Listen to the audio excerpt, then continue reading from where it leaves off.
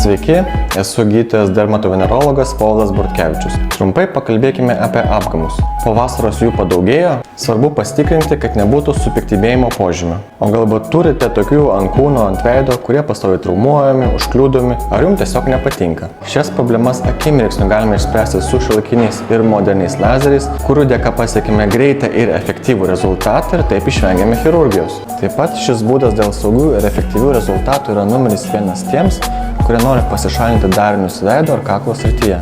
Pašaliname greitai ir be randų.